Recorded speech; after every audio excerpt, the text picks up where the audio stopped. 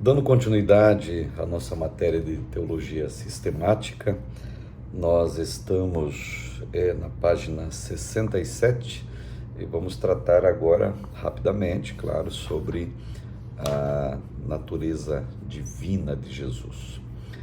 Bom, Jesus era plenamente divino, a encarnação do Verbo, João 1, capítulo 1, do verso 1 até o 14, expressa o ato que Deus, Filho, assumiu a natureza humana. Embora o termo encarnação não apareça na Bíblia, a igreja se utilizou dele para exemplificar a pré-existência de Cristo. Deus em carne humana. Além da afirmação joanina, a gente tem uma ampla comprovação bíblica acerca da divindade de Jesus.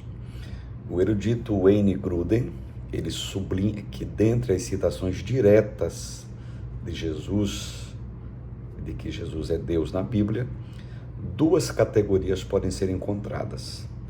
Quando ele é chamado de Deus, Theos, e Senhor, Kyrios. No primeiro grupo, o autor identifica a palavra Theos, que é utilizada em boa parte do Novo Testamento, para exemplificar a Deus Pai, ou designar Deus Pai, e sendo utilizada para Jesus. Esse termo aparece em João capítulo 11. Tá? No princípio era o Verbo, e o Verbo estava com Deus, e o Verbo era Deus. Ou melhor, João capítulo 1, versículo 1. E vocês prestaram atenção que é muito parecido com a expressão que aparece em Gênesis capítulo 1, versículo 1? Com algumas nuances, diferenças, evidentemente. No princípio criou Deus o céu e a terra. Tá? E no princípio, aqui em João 1:1, no princípio era o Verbo, e o Verbo estava com Deus, e o Verbo era Deus. Aqui o Verbo é Logos, e aqui Deus é a palavra Theos, que é uma designação a Deus Pai, mas aqui, desculpe, ela aparece como designação a Deus Filho, Jesus. E Tomé respondeu e disse-lhe o seguinte, João 20:28, Senhor meu e Deus meu. Ele chama Jesus Senhor, Kyrios, e Deus meu, Theos, dos quais são os pais, e dos quais é Cristo segundo a carne, o qual é sobre todos, bendito seja eternamente. Olha só que interessante. Romanos 9:5, aguardando a bem-aventurada esperança e o aparecimento da glória do grande Deus e do nosso Senhor Jesus, tá? Ou melhor, aqui está em Tito 2:13. 2 Pedro 1:1 diz assim, Simão Pedro, servo e apóstolo de Jesus, aos que conosco alcançaram fé igualmente pela justiça do nosso Deus e Salvador Jesus Cristo. Coisa maravilhosa isso. E quanto ao segundo grupo, Grudem atesta o uso da palavra Kyrios, com tratamento de respeito a um superior ou a um patrão, a palavra Kyrios, Senhor, né? Mateus 13:27, Mateus 21:30, Mateus 27:63, João 4:11, Mateus 6:24 e Mateus 21:40. Entretanto, a mesma palavra é utilizada na Septuaginta, a tradução grega do Antigo Testamento hebraico, como uma forma de traduzir o tetragrama Yahvé, tá? Ou Javé, ou conforme aparece nas traduções para a língua portuguesa, Senhor. E o Grudem, ele sublinha da seguinte maneira essa questão de Kyrios, essa questão de Senhor, ou de Yahvé, ou Jeová, né? A palavra Kyrios é empregada para traduzir o nome do Senhor, olha que interessante, 6.814 vezes no Antigo Testamento grego, que é a Septuaginta. Assim, qualquer leitor grego da época do Novo Testamento que conhecesse um pouco do Antigo Testamento, grego no caso, reconheceria que, nos contextos apropriados, a palavra Senhor era o nome do Criador e mantenedor do céu e da terra, o Deus onipotente, termos utilizados para indicar e para conotar a pessoa de Jesus. Página 68, nós já citamos essa expressão, aqui vamos dar um pouquinho mais de informação, união hipostática. Hipostática. A doutrina bíblica das duas naturezas de Jesus nem sempre foi bem compreendida no cristianismo primitivo. Ao longo da história da igreja, muitas controvérsias surgiram em torno do tema. Grupos diversos surgiram nesse interim, propagando interpretações equivocadas acerca da união das duas naturezas na pessoa de Jesus Cristo, a ponto de desvirtuar muitos crentes da fé bíblica. A igreja contestou duramente os hereges e buscou estabelecer o dogma das duas naturezas de Cristo. E dentre os grupos que foram considerados hereges pela igreja cristã primitiva, no que diz respeito às duas naturezas de Cristo, estão dois segmentos aqui: o ebionismo, o apolinarismo, o nestorianismo e o monofisismo,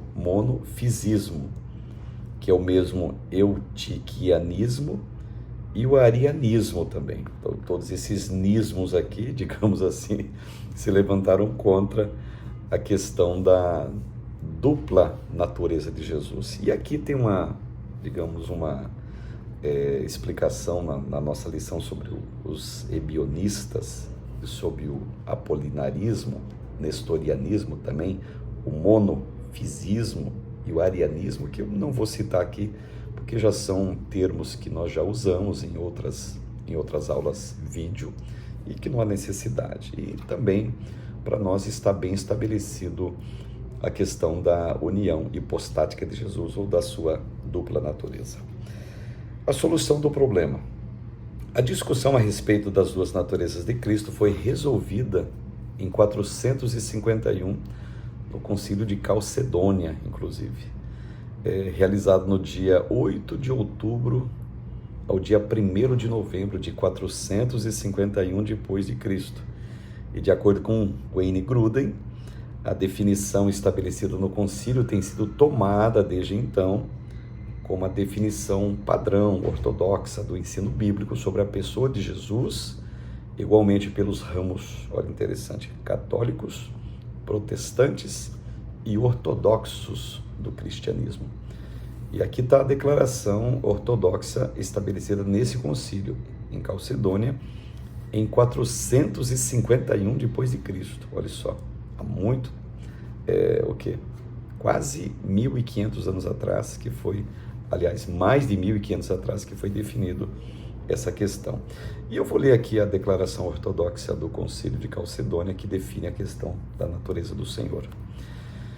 Diz o seguinte, na página de número 70, para quem tenha o livro em mãos: fiéis aos santos pais, todos nós perfeitamente unânimes, ensinamos que se deve confessar um só e mesmo Filho, nosso Senhor Jesus Cristo, perfeito quanto à divindade e perfeito quanto à humanidade, verdadeiramente Deus e verdadeiramente homem, constando de alma racional, de corpo consubstancial com o Pai, segundo a divindade, e consubstancial a nós, segundo a humanidade. Olha que interessante.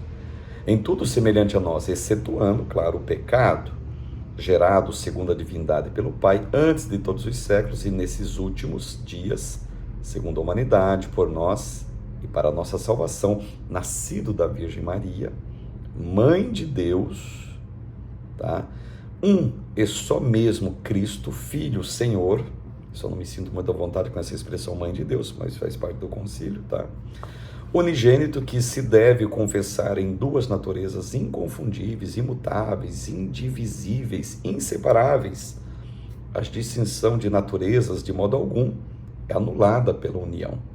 Antes é preservada a propriedade de cada natureza, concorrendo para formar uma só pessoa e em uma subsistência, não separado nem dividido em duas pessoas, mas um só e o mesmo Filho, o unigênito, Verbo de Deus, o Senhor Jesus Cristo, conforme os profetas desde o princípio acerca dele testemunharam. E o mesmo Senhor Jesus nos ensinou e o credo dos santos pais nos transmitiu. Maravilhoso a questão ortodoxa do estabelecimento do concílio de Calcedônia em 451, que chega a essa definição. Como eu falei, eu só não fico muito à vontade com essa expressão aqui, Virgem Maria, a Mãe de Deus. É uma expressão muito usada pelo catolicismo. Maria não é mãe de Deus. Deus, na concepção humana, ele tem uma mãe, tá? Não tem pai. Deus, na concepção divina, ele não tem uma mãe, ele só tem um pai. Então, portanto, se Jesus é Deus, eu não me sinto muito à vontade com esse ponto aqui do concílio de Calcedônia. O demais eu acho perfeito, não sei qual é a percepção de vocês, mas a definição ficou a contento. E, finalmente, na página 70, aqui temos uma outra questão para reflexão que diz: pense sobre os desafios dos primeiros cristãos apologistas na luta contra as diversas heresias ligadas às duas naturezas de Cristo. E observe, eu já citei no vídeo anterior, ou na aula anterior, estávamos falando sobre a natureza humana de Jesus, aqui estamos tratando da natureza divina de Jesus. Simplesmente, nada mais nada menos, segundo está na primeira epístola de João, quem gera essa, digamos, controvérsia, ou mesmo a não crença na revelação de Jesus enquanto o verbo assumindo forma humana, é o espírito do anticristo, segundo as escrituras, aquilo que eu já citei. O espírito do anticristo, ou quando o anticristo se manifestar, ele vai aparecer em lugar de Cristo, dizendo o seguinte: eu sou o Messias, não é aquele Cristo lá, aquele Cristo que vocês criam, aquele que foi crucificado. Não, o verdadeiro Cristo sou eu, porque aquele nunca esteve aqui, mais ou menos isso. Por isso, o espírito anticristo, desde a época de João até, inclusive, desde a época dele, e já estava agindo com relação para anular a crença num Jesus que teve uma união hipostática aqui na Terra. Era homem e Deus ao mesmo tempo. Muito bem. Capítulo 4, iniciando página 71, a doutrina dos anjos, angelologia. Bom, por meio das escrituras, atestamos a existência desses seres espirituais, eles existem, claro, e por meio da literatura antiga, escrita e oral. A existência de anjos é incontestável, a Bíblia está recheada disso. Tá? Notamos que na atualidade existe uma busca intensa por anjos, aí tem um perigo também, né, gente? E prolifera em nosso meio uma infinidade de ideias equivocadas que constam de diversas literaturas distorcidas e que não encontram respaldo bíblico acerca deles. As Escrituras dedicam uma atenção especial aos anjos, apresentando-os como seres maravilhosos, criados por Deus para finalidades especiais. A Bíblia tem muito a dizer sobre eles, tais como, o que a Bíblia diz? A origem deles, classificação, trabalho, natureza, relação com a vida na Terra, bem como sobre nossa postura em relação aos anjos. Existem, claro, são milhares, pode ser milhões, ou bilhares, quem sabe, tá? Foram criados por Deus, são espíritos ministradores, diz a Bíblia, que ministram em favor daqueles que hão de herdar a salvação. Anjo, na língua hebraica, é malak, na língua grega é angelos, e ambas as palavras quer dizer mensageiro. A expressão anjos também você vai ver muito no Apocalipse, ela é metaforicamente a expressão apresentada como sendo estrelas, tá? A Bíblia apresenta de maneira metafórica também, quando o livro do Apocalipse é escrito, os 22 capítulos, 404 versículos, é escrito 7 cópias, nós sabemos disso, e é enviado para 7 igrejas da Ásia Menor, e essas 7 igrejas da Ásia Menor, a Bíblia nos atesta dizendo o seguinte, que essas cópias, o livro do Apocalipse, foram escritos e entregues ao anjo daquela igreja. Anjo, aqui no contexto de Apocalipse, atrelado às igrejas, ele está de maneira metafórica atrelando o líder daquela igreja como sendo um anjo. Ali não é um ser alado, evidentemente. Ali é o líder da igreja, o mensageiro de Deus da igreja. Tá? Então, os anjos, a existência deles é incontestável, aparecem tanto no Antigo quanto no Novo Testamento, por mais que o trabalho angélico, vamos colocar dessa forma, aparece muito no Antigo Testamento. No Novo Testamento, o livro que mais fala de ação de anjos e assim por diante é justamente o último livro da Bíblia, que é o livro do Apocalipse.